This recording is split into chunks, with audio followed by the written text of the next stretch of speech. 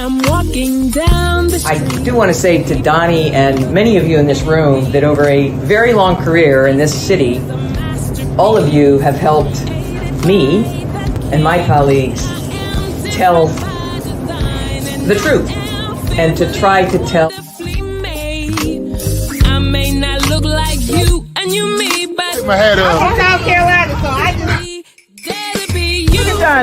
What does this event mean to you, Miss Peggy Moss? Oh, my heart, Happy 20th anniversary.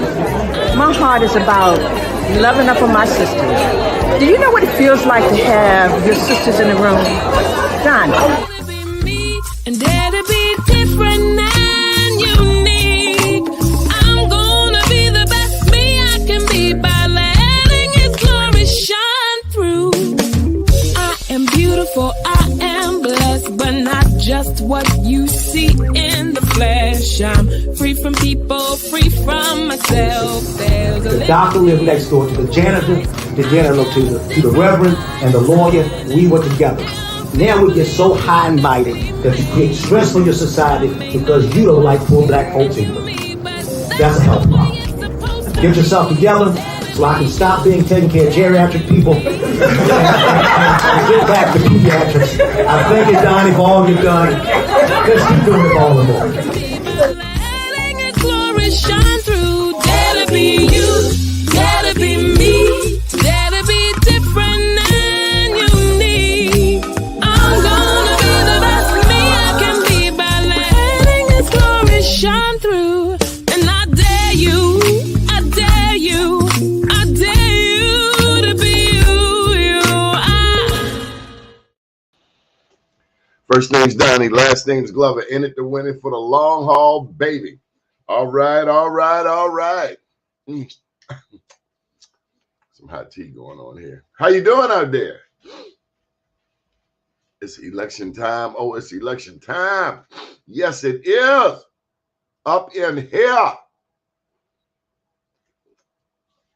Who's running for mayor of the city of Baltimore? Who's running for city council president? Who's running for city council?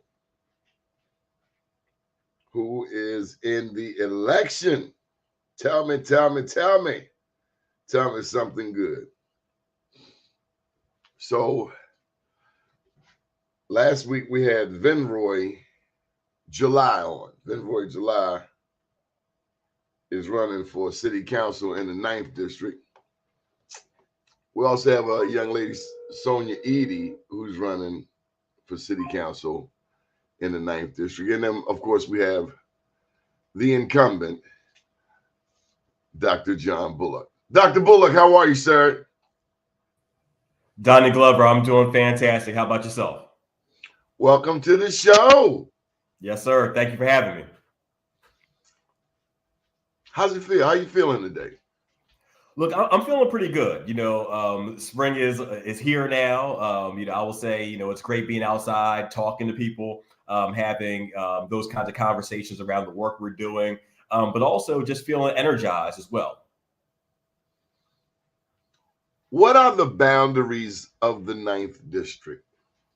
So the 9th district, it goes, we have West and Southwest Baltimore. So we go east to Fremont, west to Hilton, north we're right around Pressbury and Lawrence, and then south to Wilkins. Now that's the current boundaries of the 9th district. We're also now going to be expanding and picking up some additional territory that is also further south and further west. What college did you go to? So I've been blessed. One of the things that I will say to anybody, my story, I'm a first generation college student. I was blessed and fortunate to get a full scholarship to go to Hampton University, full academic scholarship. Some people know I'm also a runner, so I had athletic scholarship offers, but I took the academic route, and I got a full scholarship to Hampton University. I had some great mentors there, Black PhDs, and one who told me when I was 18 years old that I could get a PhD. And I tucked that away. I wound up then getting my master's from the University of North Carolina in Chapel Hill, Also very blessed in that I had full funding to do so. So I got a master's in city and regional planning because I've always been interested around how neighborhoods are constructed, how do we develop neighborhoods. My focus there was on housing and community development. So as an undergrad, I studied political science. In my master's program, I studied housing and community development and economic development and trying to learn how to push our neighborhoods forward. After that, I worked in DC for the executive office of the mayor for a few years, and then in transportation as a planner. And then I wound up getting my doctorate from the University of Maryland at College Park. Again, blessed to have, a full funding, had a research assistantship. And so I'm a story of what's possible in terms of education, right? I mean, that, you can, have parents who, want the best for you, teachers and coaches and mentors who want the best for you. And I've been blessed to be able to get a bachelor's, master's, a PhD, and now being the council member for the 9th District, and also teaching urban government and politics and metropolitan studies at Towson University. Where'd you grow up? So one of the things I love to tell folks is that I went from West Philadelphia to West Baltimore. And quite frankly, the way that, I, look at this neighborhood that I live in now, really, it reminded me so much of where I grew up. What I would tell you is that, I had family and friends who struggled with addiction, unemployment, incarceration. And I was always wondering why my neighborhood looked the way that it did. And so, so when I was in school, I was always asking questions around government and politics and race and all the things that came along with that. And so it seemed like a natural avenue in terms of studying the things I wound up studying in college. But yes, so from West Philadelphia, one of the things I would also say, and I believe there's no mistakes, right? And I believe, the supreme architect, God is divine. I actually grew up in West Philadelphia and off of Baltimore Avenue in West Philadelphia. Wow. And here I am now in West Baltimore. And been here 19 years, almost 20. Who was your best friend growing up? I love these questions. This is great. Actually, you know what's so funny? One of my best friends later on became my fraternity brother, my member of Alpha Phi Alpha. So my best friend in elementary school and in high school was a guy named Dwayne Davis. He wound up becoming an engineer as well, went to Temple University. We ran track against each other in high school. He's still a runner. Actually, it's funny. He came down, this was around 5-6 years ago. We ran the Baltimore 10 miler together. And so for me, we played basketball together as young people, ran, walking through the streets and dealing with some of the challenges of growing up in our neighborhood. So I've had the opportunity to really, see what things look like on the ground, and also still maintain relationships and connections with folks who are doing some really great work. So I encourage folks to look into different career paths. Even though I chose, political science and city planning, he chose engineering and technology. There are so many pathways for our young people to get engaged with and to be involved in. When you think of Baltimore, in East Baltimore, there's one Behemoth. Is that how you pronounce it, Behemoth? Or Behemoth? Yeah. Behemoth. Uh-huh. The Behemoth in East Baltimore is Johns Hopkins. As a matter of fact, when my grandma, this was back in 1950, I'll never forget the story told to me. My grandma said, and this was a story from my dad's sister-in-law. She's gone now, but she said, Granny said in 1950, don't go to Johns Hopkins Hospital. Now you can relax. We're not talking about Johns Hopkins. That's the Behemoth in East Baltimore. Over there in your district, there's a different Behemoth, the University of Maryland. Right. What is the tension between University of Maryland and the black people just up the block, like in Poe Homes? What's the beef? It is such an interesting question, and I'm glad you asked it. So one, I'll just say in disclosure, so I have two sons. They were both born at the University of Maryland Medical Center. My daughter was born there. And it's funny, I was born in the hospital, University of Pennsylvania. So I can look at what happens with universities in neighborhoods, whether it be West Philadelphia or West Baltimore. But let's focus on the University of Maryland. One of the things that's a reality we have to really face is how race has played out in the city, but also geographic boundaries. So historically, the University of Maryland didn't look any further west than Martin Luther King Boulevard. And we know that historically, if you look around the country, MLK Boulevard, Street, what have you, has always been one of these demarcation lines from a racial perspective. Now, I would say over the last, 10 and 15 years, there's been more effort in the area of near MLK Boulevard, but also in the Poppleton area. So what you have is now the University of Maryland, Baltimore Biopark, right, which has also been a piece. And so you have the Biopark, you have the Community Engagement Center as well, but also those development pressures is the larger point, right? So you have the fact that the university did acquire additional properties for its development purposes. And we see this in cities across the country. It does put some tension in Temple. Temple is one case that I've followed over the years, how Temple, very revered and loved nationally, but the people who lived around Temple, they hated it. Look, I will tell you, Temple in North Philly, I used to go to summer programs in Temple, and I can tell you what Temple looked, or North Philly looked like in the early 90s and where it is now. I can tell you about West Philly and University of Pennsylvania. I could talk about, my mother was actually raised in Harlem, and we could talk about Columbia University and what's happened in terms of Harlem, right? So there are examples around the country of what this looks like. Now, on the east side, there are a lot of, let's not skate over it. Let's explain it. Oh yeah, no, it's important. What you will find is that many institutions of higher education are also either in or proximate to neighborhoods that are historically Black. And then when expansion happens, it tends to happen into the areas that are largely Black. You can also look at the University of Chicago, same situation, right? And that, because when you look at development, oftentimes what happens is you want to, that if you're trying to expand, whether it be a university or any other entity, you're looking at the areas that are least valued, right? Or the ones you can acquire at the lowest price. And so historically, that has been the case.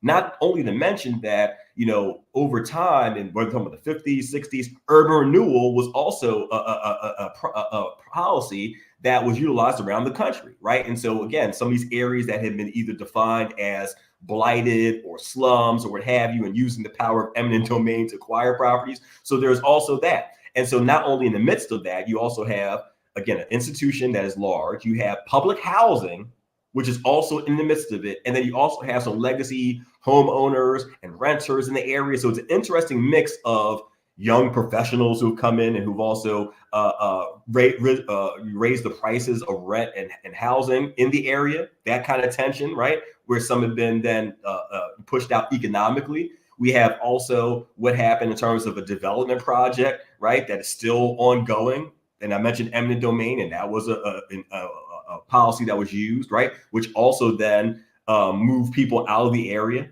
So you have these pressures, and so that has resulted in some ways for folks to have negative feelings, right? To either recognize that they've either lost connections, lost relationships, lost community, but also the fearful nature of what happens in the community, not only now, but moving forward.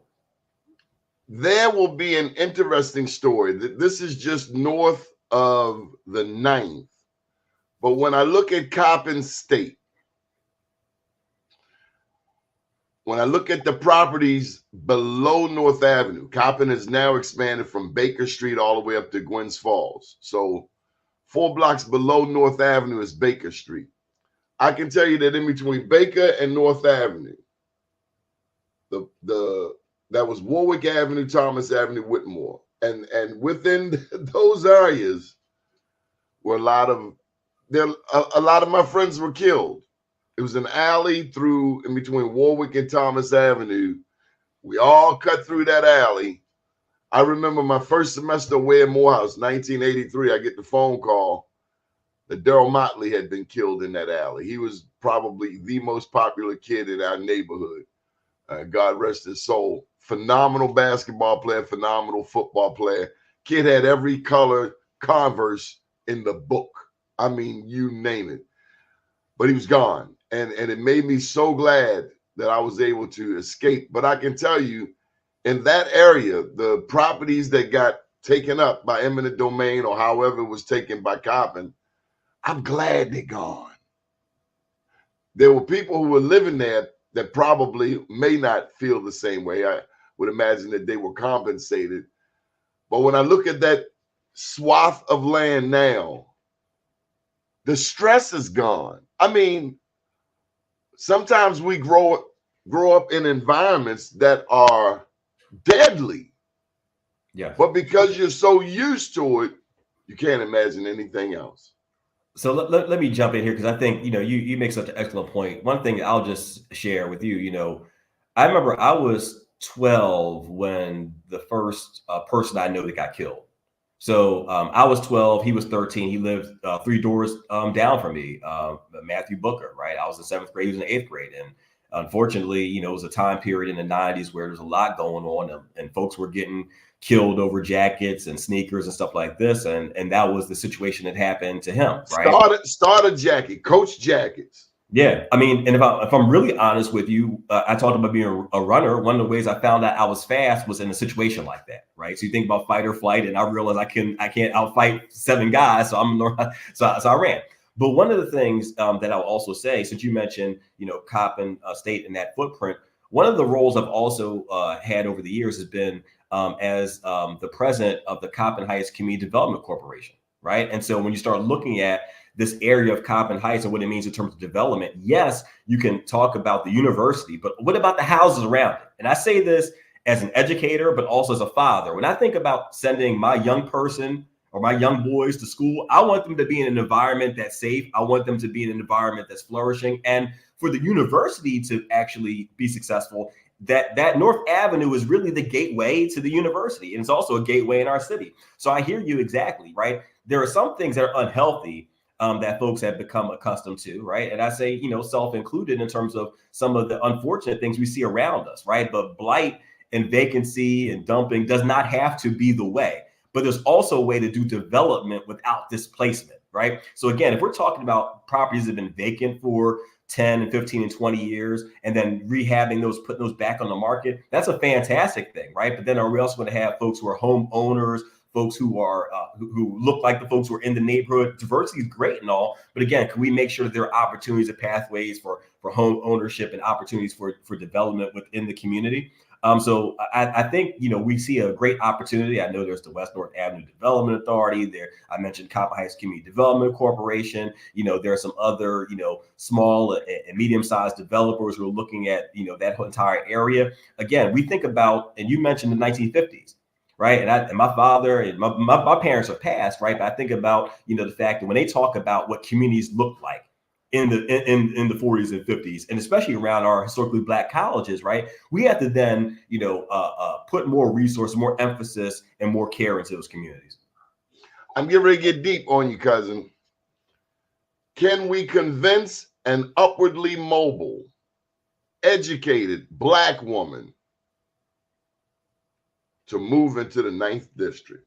Or is she more likely to go to Owens Mills, paying them exorbitant rents for some prefab houses, overpriced? Takes me back to 08. It's a great question, and it's a real question, to be honest with you, right? So oftentimes it seems like the city and our district is in a battle as it relates to attracting and retaining those residents. And as you mentioned, educated single Black woman. I will give you an example. I was knocking on doors yesterday and knocked on the door of a woman, and I won't tell her name, but I'll just say I knocked on the door. She's 40 years old. She's a Black woman, educated. She comes to the door. She's wearing a Hillman College sweatshirt. And for those of you familiar, with the different world, Hillman is the fictional Black college represented. But I tell everyone that Hillman is really based upon Hampton University, my alma mater, again, HBCU in Virginia. I thought it was Spelman. No, what's interesting, it was filmed, and a lot of the filming was done in Atlanta. And I know you're familiar with the AUC. So a lot of the filming and some of the stills were from some of the AUC, the Atlanta University Centers. But it was co-ed. But if you think about Hampton, the co-ed university in Virginia, and if you look about some of the episodes, even when they have a university museum, Hampton is the Black college that has a university museum. So if you start an Underground Railroad and all that, when you start peeling it back, you'll see all that. And also Hampton's rival, Norfolk State, Hillman's rival is Norton. So again, I can tell you little snippets here and there. But anyway, I talked to her, and she's employed with one of the larger companies in the city. And check this out, Doni, you'll love this. So then I go a couple houses down. and knock on the door of someone who's also been a supporter. And she mentions, yes, I'm in a developer program, and I helped to redo a house down the street, and we recently sold it. And I said, you know what? I talked to that, and this is 2 Black women. One's a Black woman who's in her, I would say, early 60s, and another Black woman in her 40s. And their connection was, one helped to redevelop the house that the one lives in and bought, and also raised the comps. And when we talk about the comparable home prices in the area. So again, there are opportunities, but I have to be honest with you, and you know this as well. When we start looking at issues of safety in neighborhoods, it's hard. It can be a hard sell in some parts where you look at some of the challenges, whether if you're next door to a vacant property, or if you're dealing with issues of crime, right? So I understand that there is that tension. I still see the glass is half full. I still see a lot of potential there, but again, make no mistake about it, we do have our challenges.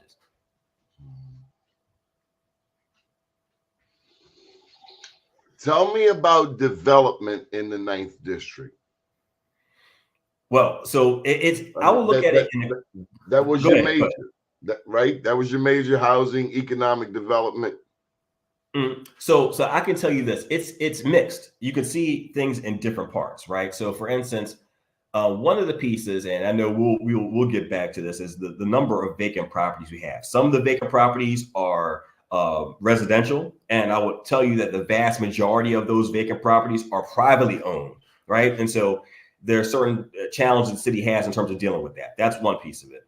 The other side is that we also have vacant commercial structures and also vacant former schools, and I know you're aware of some of those as well. Those are all opportunities potentially for development, right? Then you also have things like transportation and transportation projects that are coming, right? So I'll look at the Red Line. For those of you who are not familiar, the Red Line was planned to be a 14-mile stretch of light rail connecting from the east side to the west side of the cities, touching the county lines, right? And as a city planner, as a transportation planner, that was something I was engaged in back in 2010 and 2011, prior to even running for office, right? But that was a project that had over $200 million of state money sunk into it. It had a commitment from the federal government of $800 million. We're talking about $1 billion project that had been canceled by the previous governor, and now you have a current governor who is looking to then reestablish that program. The reason why I mentioned that is not only in terms of the transportation connection, but also what that means in terms of development, right? So you have properties along that route that will also be seen as more desirable and also more connected via transit. That's one piece of it. We had mentioned the universities and the anchors. We can look at, for instance, I know with Bon Secours, right, the Community Resource Center, that was the former library building that had been vacant for several years, right at Hollins and Payson, right? So you have that. You also have, we mentioned the universities as well. I can talk about, for instance, the old Alexander Hamilton Elementary School that have been decommissioned, and now Catholic Charities is engaging on an intergenerational center there. So opportunities for young people, job training, senior programming, and all of that. And then I know you're familiar with, the old Pender Hughes building and the possibilities there with partners like Salvation Army or others who are looking to do it. I can also go back to the Hilton Recreation Center, right, where now that's near Green Street Academy. And what we've been able to do is have a partnership between the Boys and Girls Club and the Baltimore Ravens to redo that, completely renovate that rec center and make it a place that young people and neighborhoods can really thrive, right? So there are different things that are happening, but again, there's so much more that definitely needs to be done. And then again, as we talk about those who are looking at housing, whether it be a whole block strategy and redeveloping some areas like on Mount Street and others, or if you're talking about those who are doing the individual property acquisitions and renovations. So again, it's a mixed bag of all the different types of pieces that are happening. But again, it's important not only to develop the properties, but also develop the communities within them. And that's also part of the one of the things that has to be prominent and upfront. So I have so many questions to unpack here. Number one, how is an absentee landlord, someone who hasn't been to a property in 10, 15 years, how are they allowed to keep a vacant house in the city of Baltimore, and why? I'll give you an example of one, and I'm thinking about part of the area that we cover in terms of thinking about Lafayette Square, and then also you're thinking about how there's going to be some movement and some of our district touching parts of Upton.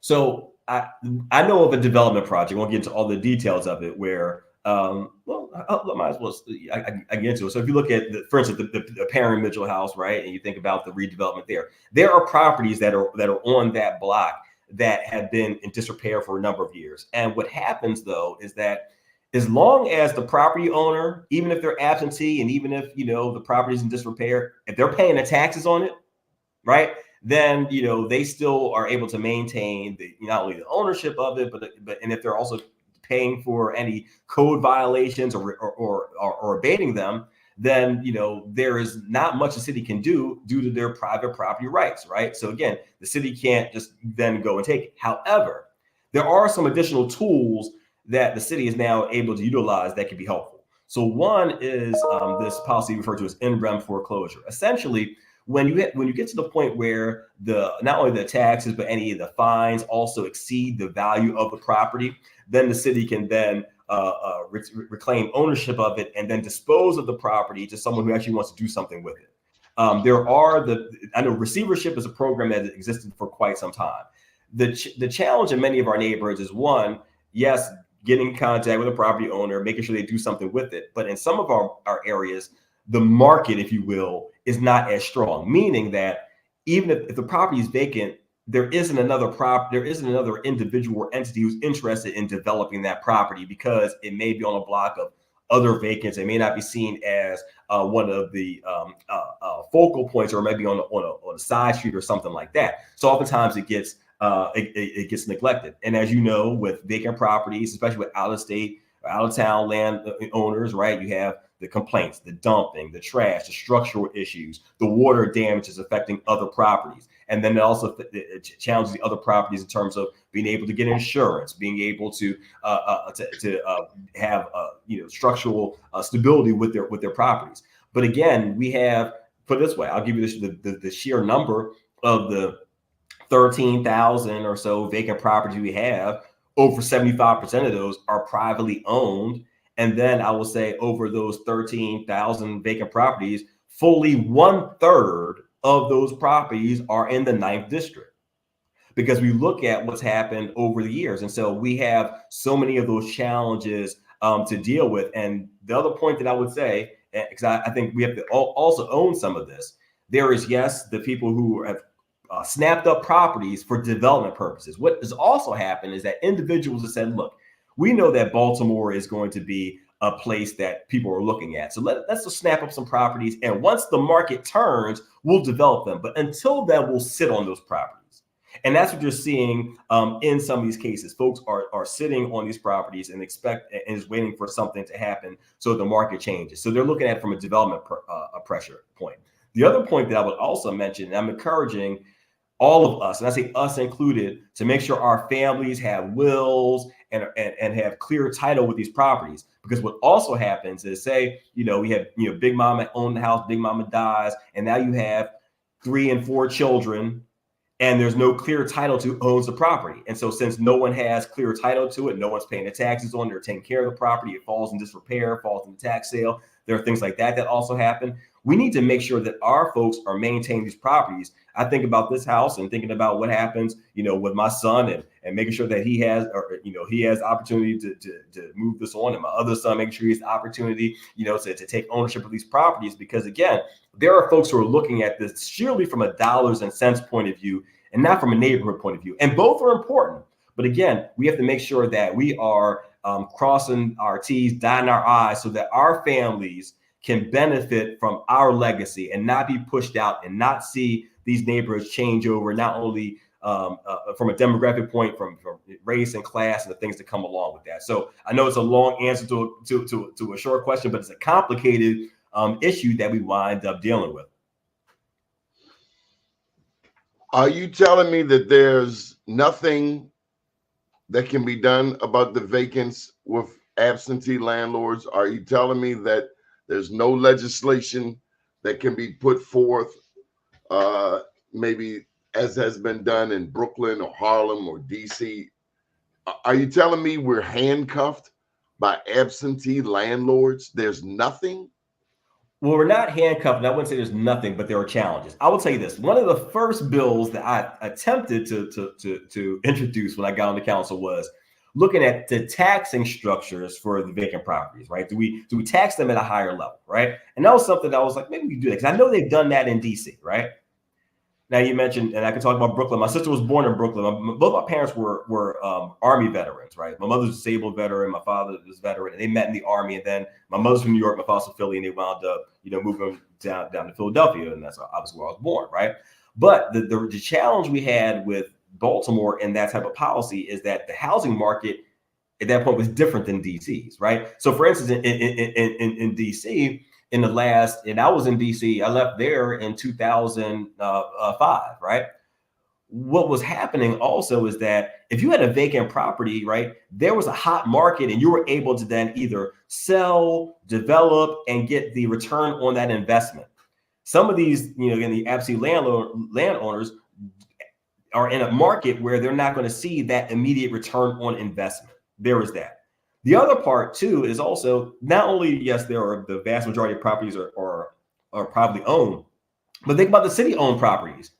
Does the city have the ability to then dispose of and actually get these properties developed? It's part of the reason why you see this overall effort to then include both the business community and the state to do this, right? So a few months ago, we had an announcement. This was actually done in West Baltimore, right? Because we think about some of the challenges, right? There was Greater Baltimore Committee and Build and Mayor and talking about how we then leverage private capital in terms of the GBC, how we then also, reestablish these buildings, but also it requires a lot of money too, because if the city's going to acquire these properties, right, there has to be, the money in the pot, right? So again, I will tell you this. We went from a population, as many folks know, of 950,000 to now right around, 565,000, right? And those 300,000 people didn't take their houses with them, right? And so now we have properties that in some cases have been vacant for decades that are also structurally unsound, which are going to require hundreds of thousands of dollars to renovate. You also now have the city's fixed pricing structure for vacant properties, trying to get them in the hands of individuals and developers to actually do something with it. But the point, I think that the most critical thing we can look at really is how we can get those properties in the hands of those who could do something with it. You mentioned, Brooklyn and New York City, right? The development pressures are high there, right? You can look at those brownstones and think about the prices they were years ago. Our market has not flipped to the same extent of New York, Philadelphia, and DC, but it's the next thing coming, right? I mean, we're the next. I don't know. Now you say it's the next thing coming. I take issue with that. I've been hearing that for 30 years. Mm-hmm. Yeah, no, I'll tell you this. The reason why I say it is that folks are getting priced out of other markets. What you're finding, and I look at who these folks are who are also looking at properties. You're seeing a lot of folks out of New York, New Jersey, who are then trying to invest in properties. You have a lot of folks from DC who are looking to invest in properties because the price point, they're being priced out of those markets. And the only market that is semi-affordable now is Baltimore. So now whether it develops at the same rate as these other cities, I hear you on that point, right? Because again, a lot of folks have been saying, I remember, I will give you this example. I remember when Baltimore and Live Baltimore is one of the arms that markets the city, right? And I remember when I was living in DC, and I remember seeing these. They had advertisements on the Metro, and I remember it was Baltimore, get in on it, and that was 20 years ago, right? Where you had the city marketing itself in other jurisdictions. Again, there's been some fruit born from that, but again, still not as much, because to your earliest point, Doni, I'll say this. The outward migration we see in cities, in this city, has largely been Black middle class folks, especially with those with school age children. So I hear you with that, right? So even though we may be attracting and bringing in new residents, we're still at a net loss because we're also losing some of those legacy folks, or we have been losing some of those legacy folks for some of the reasons you've already mentioned. The reason that we have not discussed is redlining. Mm-hmm. 1910, the mayor was J. Barry Mahul. He is known as the father of segregation. Roland Park, the first suburban garden community, came online, and those good white folk did not want black people to be able to move into their district. That was 1910. J. Barry Mahul, the mayor, introduced an ordinance. And for those from Baltimore listening, that's how we got a McMecken Street, because there was a black attorney named George McMecken. He hung out around Druid Hill Avenue, and he had a brother-in-law named Ashby Hawkins. Yes, both were attorneys, and they were both a nemesis, a collective nemesis against J. Barry Mahul. They were civil rights attorneys, and they dug in his hind parts like white on rice. Mm-hmm. The saddest part of this story is that just a year and a half ago, Hose Heights, a black community adjacent to Roland Park, these people, a historic black community founded by Grandison Ho, some people put up a barrier stopping these people from accessing Roland Avenue. So you think that racism and segregation and that mindset of the losing Confederate Army, you think that would just dissipate, disappear, but it's still here. And so my question to you is, what impact has the ignorance of racism disaffected Baltimore's ability to heal and grow? So, Donnie Glover, as usual, you were on point. I will say this. One of the things that I mentioned teaching at Towson, literally, we were talking about this in class last week. One of the books that I utilize for my classes in urban government and politics is Not in My Neighborhood. And the subtitle is How Bigotry Shaped a Great American City, right? So that's part of the answer to your question, how bigotry shaped a great American city, right? And so we do know, going back to that segregation ordinance that was passed by the city council in 1910. And one of the things interesting that I'm glad you mentioned W. Ashby Hawkins, because he's also part of that Niagara movement. And what a lot of people don't realize in terms of, that movement is that's also the precursor to the NAACP. And I can talk about, W.B. Du Bois, one of our fraternity brothers of Alpha Phi Alpha, and think about the role that, who lived in Baltimore at one point. Oh, yes. And I think about his work in terms of the Philadelphia Negro. We look at, folks like Thurgood Marshall. And the reality, I would also say, right, Baltimore and by extension, Maryland is a very conflicted place. Is it a northern state or a southern state? Northern city and southern city, right? Had Confederate sympathizers, but also was part of the Union by force, right? We have this schizophrenia as it relates to race, and it has shaped many of our neighborhoods.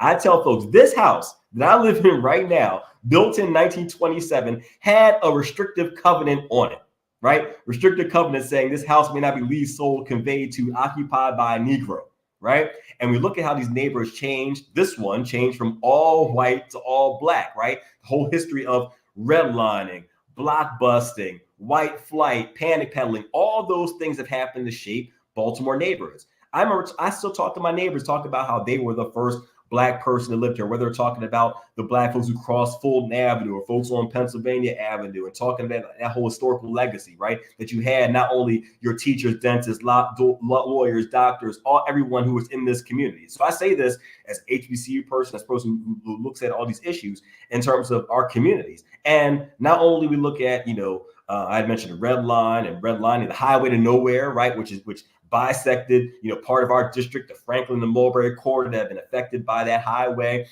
There are so many ugly things. And I will tell you this, not only that highway, it cut across our district, but before it cut through the harbor and before it cut through other areas that were not predominantly Black, right? So we do have this whole history in terms of redlining and access. And you look at places like Roland Park, you can go back to the whole mapping of our city. And even now, you can see differences in life expectancy. And I'm not just talking about life expectancy as it relates to things like gun violence and addiction, but also we're talking about, just the proximity to toxins. We look at the lack of access in terms of fresh fruits and vegetables in grocery stores. And all of that is also the legacy of redlining. Those health disparities we see, those are also that legacy of redlining. So again, all of that works together. And I'm looking at this Roller Parks Wayburn service to Harlem markets. Oh, this your girl. She just tuning in. Nicole Orr. Oh yeah, and I'm glad that she mentioned it. I will say this: one of the things that folks have mentioned, and Donna, you had mentioned Poe homes earlier. One of the things that we recognize is that even though we have some historic areas in Baltimore, particularly the Highlands Market area, one of the oldest parts of the city. Highlands Market actually one of the oldest operating public market in the city. The challenge, though, is as great and how beautiful that is in terms of history. We also have historic old infrastructure. And now we're talking about the millions of dollars that needs to then rehab that, right? So we had a meeting with affected property owners in the last week, and now some of them are actually being, having direct contact. But it's going to take an overall capital investment in this area. And one of the things you also see is that it's going to be tens of millions of dollars at least. Because University of Maryland spent a ton of money on something underground utility related, water or something. I know that they've had some investments over the years. I know some of the other larger developers had investments over the years. Even some of the larger nonprofits have also done some of that. But again, it's not sufficient in terms of what has to happen in terms of the overall water mains and valves. And, because again, you look at water main breaks we've had over the years in this area and in others. So it's a fiscal issue. But also one of the things I'll mention is those properties in Roland Park and in those areas, those are also newer construction too. But the point is, and you're right, historically, areas of higher income and that were predominantly white have had more attention and more investment over the years. And now we have to continue to fight this battle in terms of investment and attention in our communities, and the same ones that have also been challenged over time. So again, these are some of this is part of the legacy that we deal with, because we can recognize that some of these investments could have been made decades ago and they weren't, and now we're living with some of the consequences of that. They weren't made simply because of race. Not going to argue that point, because again, we all suffer it, and that's my challenge. I'm not sure if Antero Patella says this and Not in My Backyard in this book, NIMBY, well noted. Might as well throw in The Black Butterfly. Absolutely. My question is, when does white Baltimore see that your lack of investment in black Baltimore cuts everybody's throat? When Stephanie Rawlins Blake was mayor, she got this money from Obama, similar to rescue money. And I remember all of that money going downtown. Nothing to East Baltimore, nothing to West Baltimore. The money went downtown. She even took money from our recreation centers. Mm-hmm. Her, Kiefer Mitchell, Bill Cole. Was it those two? Yeah.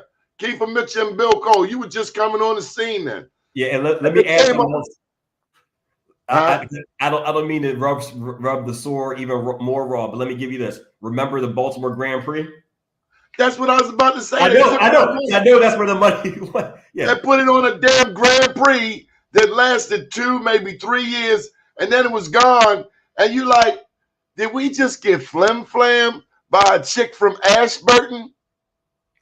Because Ashburton isn't known for street hustlers, but that was some street hustle stuff. You took our money. You took it down to the harbor.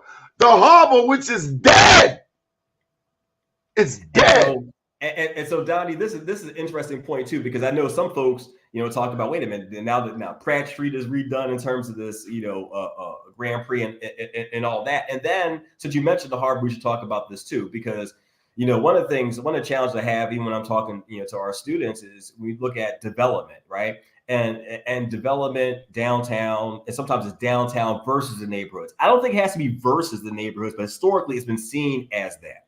Because again, folks will say, look, we need to develop the harbor because that's part of the breadbasket of the city, right? You have to have the tourism and entertainment because the city has shifted, right? If you think about what happened from the 70s and 80s, the city shifted and said, hey, we know we're not going to be a manufacturing town anymore. So we're going to shift toward education and medicine, hence some of the institutions you mentioned, the hospitals and universities, you have that. And so education, medicine, technology, and tourism and entertainment, right? And so that's kind of been the flip. And so putting, the resources into there.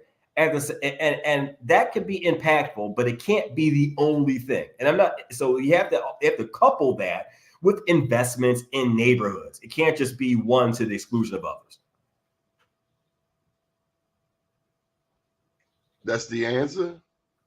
Look, the reality is this. That's what happened, right? We do recognize that. Again, you think about where we look at the redevelopment of Harbor now, right? You think about what they're trying to do, right? Whether, depending on, who you're Let's talking talk to. about that. Yeah. Right. So you got a black man who's got properties around the country developing the harbor. Great job, Brandon. Now, let me just say, since I mentioned Mayor Brandon Scott, I do think that Mayor Brandon Scott should have G-checked the fire union, the white guy with the fire union. He called Sheila Dixon a mutt of a mayor. I think Brandon failed and missed an opportunity to G-check that young man right away and ask him in turn, how is your mutt of a mother doing? But he missed that opportunity, because calling that woman a mutt of a mayor, I mean, you might as well call her the B word. Don't be a coward. No, that's a tough one, because I think about I was talking to my sister the other day. My mother, who's no longer with us. Mother of my children. I wouldn't want to see anybody refer to any of them. Wrong is wrong. Whether it's me, him, or anybody else, it's wrong. And they don't play that. I mean, we grew up in an era where you get punched in your mouth for calling that. So, nonetheless, I interrupt. No, but the development of Harbor. No, I think you make a point. So what I will say is, you have a developer, black man from Baltimore, West Side. We have Peter. Yeah, and I think that is. I've seen one. I'll say I just think that developer. I think it's the right time and the right person. I'm glad to see that. What I will. These white people are leaning on him simply because he's black. That's the only thing I can see. They said a damn thing. That harbor ain't had no damn attention in 20 years. Ain't nobody said SHIT, sugar, honey, iced tea. Nobody said a damn word. Soon as a black man go down there, you'd have messed this damn thing up like George W. Bush. Then they bring in Obama to clean up your mess. Oh, go sit down and have a damn seat. You want something to complain about? Come up here to North Avenue. Let me show you Penn North, son. Exactly. So look. Here's the deal, and I'll try to be as fair as possible with it. The reality is, I've seen the plans, right, and a lot of people have seen the plans, and I'm like, this actually looks good, right? The other part of it, and to your point, that the harbor has not been the active center that it once was. Right? You have all the business, ghost town, right? A lot of the businesses that were chain businesses, might I add, a lot of them have gone. So the idea overpriced chain. And so now if we think about, okay, what does a reimagining look like? And I will tell you this, it was interesting to look at the testimony. So you're in council chambers, you hear the testimony, and a lot of us are looking around, you're thinking about who's testifying against it and what their perspectives are. And I guess that there's a racial dynamic, there was an age dynamic, and also just, an attachment to the old versus what's the new. Now, again, I'm all about, our historical legacy in the city, right? We have to respect, what came before us, but at the same time, we have to think about what are the possibilities for the future. And so a lot of folks are talking about, wait a minute, he's talking about residential downtown. Yes, because, and you mentioned New York City earlier, a lot of the cities are recognizing that in order for the city to actually remain viable, even in downtown areas, the residential piece is part of it. Residential residential drives retail. So if you want to have a people who are going to shop, who are going to patronize businesses, having that market already down there, and also talking about more eyes on the street and all that. So people come up, when people want to block something, they come up with all kinds of excuses. Oh, the heights are too high. Oh, it's too many people on the street. Oh, the parking. People will come up with all kinds of reasons, but the reality is that we're talking about the future of Baltimore City. We have to reimagine it, and I think that's part of it. Save the best for last. What's up with these damn bike lanes, bro? So I'll say this. We don't want them. These little flex posts. You can damn near wreck your car in those narrow situations where the damn flex post is damn near in the middle of the damn street. And all you're trying to do is make a damn right turn. I mean, look at the way they did Mount Royal right there as you're getting ready to get on 83. If you didn't pay attention, you would have wrecked your car because they put up a curb all of a sudden out of nowhere, right down Mount Royal. Maybe the white people got a memo. I didn't get a memo. I damn near ended up inside that damn tall glass building that Eddie Brown and them paid for. But I'm just saying, when Artscape came, they shut that joint down. I mean, damn, you would have thought the Ku Klux Klan were having their annual rally the way they shut North Avenue down. Traffic was backed up from North and 83 all the way back to North and Fulton. And some damn idiot at planning thinks that we need a single damn lane of traffic. It's utterly ridiculous. Last point. Coming back from Morgan, did a 7 a.m. show at WEAA. Got back, thought I was going to get back not long after 8 o'clock a.m. But your man's in them. I'm calling him out. Senator Antonio Hayes, little man, says that we don't need 3 lanes of traffic. Well, Senator Hayes, you live up there on Liberty Heights. When the last time has Senator Hayes had to go through that long traffic down there on North Avenue? Because I can tell you, nobody's having fun sitting in them lanes. And me and them going to fight, because nobody I've met in the black community wants a damn bike lane. And do you know that they wanted to planning? And these white people in planning. Now, one black, they had a young black man, looked like he was the sergeant at arms, and he was there to intimidate any of us older black people who were going to tell them white people from planning, y'all ain't expanding no damn sidewalk and narrowing our street. But they wanted to expand the sidewalk 20 feet on both sides and narrow Fremont Avenue and take out the red light at Fremont and Lawrence. And it's like, are you smoking dope? I remember that issue about the light because our office got involved with that. So I hear you exactly there. Let me also say this. I feel your passion, and let me add to it. So, I don't always divulge on this, but I know that intersection very well because after I drop my son off at Mount Royal Elementary Middle, right? So I have a son who attends Baltimore City Schools, and then I get on, and to get on 83, I have to go that route. So I know exactly the area you're talking about. I have to get, so I feel you, I experience it myself. The point you made about, planners, remember I told you, like, I'm a planner, I'm a former transportation planner.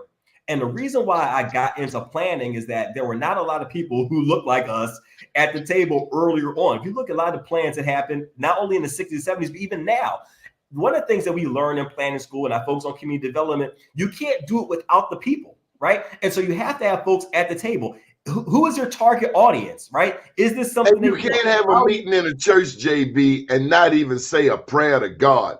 These white people from planning had a meeting in St. James Episcopal Church right there in Church Square, and they never acknowledged the good Lord. They are going to hell. Well, I will say this, one of the people who I do really appreciate is Father Meadows over at St. James, and so I'm going to actually be talking to him in a little bit. I'll just, I'll you gonna go in church and you ain't gonna say thank you, Lord? Look, in house, what kind of heathen is that in this so-called Christian nation that they send out children to fight wars for? In God we trust. The people need to get their foolishness out of the way because they messing up progress, expanding the sidewalk. Where are we gonna park? Look, then you had those planted parking spots. I get that we have to have multiple ways for folks to get around. We have to do it in a sensible way, right? So and then Senator Hayes will say this thing, oh, nobody in West Baltimore got a car. That's what Antonio Hayes said. Nobody in West Baltimore got a car. They all catching the bus. No, we not. Well, I'll tell you, I'm about to hop in my car and head to City Hall for a hearing. But I will say this, we have to, understand that. Yes, sure, there are people who are biking, who are walking, and all that. So pedestrians, bicyclists, that's great. Who catching the bike? Who riding the bike in Who riding the bike in your district? I hear you. I don't have a bike. I will tell you that. Do you see people riding bikes in your district? I don't see it very frequently. I'll put it that way. I don't see. Not I don't enough see to it have a damn flex post in the middle of the street and you wreck your damn car because of single lane traffic. It's utterly. Where did they get this idea from? Dude, I'm trying to go cross town. You charge me an exorbitant amount of car insurance because of where I live, and then you will make my entrance and exit from West Baltimore difficult. And look at North Avenue. All of these lanes wide open. And then you got an MTA police messing with somebody because they rode in that red. You damn right we riding in that red lane. Ride on, people. Let's not bring no bike on North Avenue. Look, I said I hear you because you're not the only one who's raising that flag. But again, we And have how to. does Ryan Dorsey get to do all of this? Well, who's standing up against Ryan Dorsey? Does he have kids? Does he have kids? Because I bet he wouldn't put no kid on his bike. So I've seen people do that. I wouldn't do it. I wouldn't put my damn kid. Have you seen these drivers? I will say this. I know that I won't put it all on Councilman Dorsey, but he has been the champion, if you will, for bike lane. He's a bicyclist, and so that's something that's very. He ain't got no kids. He ain't got no family because ain't nobody putting their kids on a bike or their mother. They got to go pick up their mother from the nursing home or something. I'd be afraid to do so because I don't find it to be as safe. And I think that's part of the challenge we deal with. Folks will say, well, look, we need to have infrastructure in terms of safety for people to bicycle. But again, when you do that, you have to include the communities, right? Again, is this something the community desires? How is the community going to work with this? And again, you can't push things on communities. So again, I appreciate your candor, your passion, because I know you love the city, you care about it, but also you're covering the issues. And I'll just give you kudos about the news before the news because you've always been that guy. Flattery will get you everything. You know anything about Druid Park Drive? Like when we're going to get our damn reservoir back? Because some of us just want to run around the damn reservoir. They got that 3 and down to 1 lane traffic. It's just that was a big part of my running route. I used to do that 1.5 mile loop. I would do that, and then I would go back to the back. How long does it take for them to finish? It's my understanding, and I know it's right outside of our district, but my understanding it'll be within the next year or two that should be done. But yeah, they're waiting on us to die. They're waiting on us to die to let Black people finally see some progress. But we can't wait that long, and we're not going to wait that long. But again, I appreciate you, giving the opportunity and just having this kind of conversation. Just thank you for it, and just keep us all on our toes. All right, we got 3 more minutes. I got to ask you about the state of public education. You mentioned education, something you said, but Sandra Lisa, she's making $400,000 a year. Do we keep her or let her go? A lot of us say it's time for her to go. Sayonara, senora. I've heard it in both ways, right? But I've heard a lot of folks that are not pleased with what's going on in our schools. Just like I would say for any person, I don't think you could put it at the feet or at the hands of one individual. At the same time, I get some of the concern, as I've heard from principals, from teachers who have not felt, heard. Like I said, I have great respect for Dr. Santelises in terms of the conversation we had, but at the same time, the product may not be what people want. The other part that I would say, and this is why, I'm getting at, I say as an educator, as a father, right? There are certain things I'm responsible for, right? Making sure that my, that my young her kid don't go to Baltimore City public schools, do they?